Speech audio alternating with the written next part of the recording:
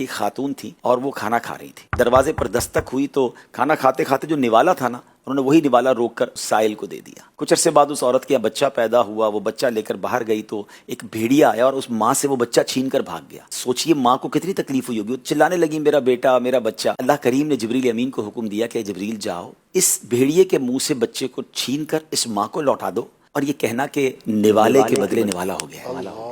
آپ ذرا سوچ رہے ہیں بات کو. وہ نوالا منہ کا روک کر اللہ کی راہ میں دیا, اللہ نے بھیڑیے سے اس بچے کو واپس اپنی ماں تک پہنچا دیا.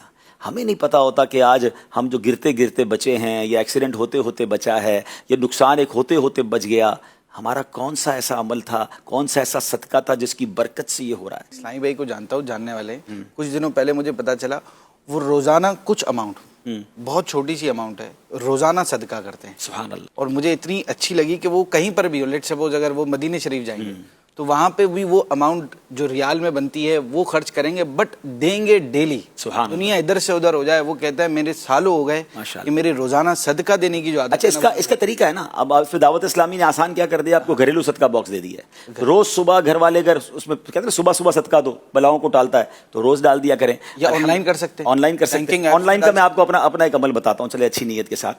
ایک تو پہلے وہ روزانہ صدقے والا کیا سسٹم ہے, ہم بھول جاتے ہیں.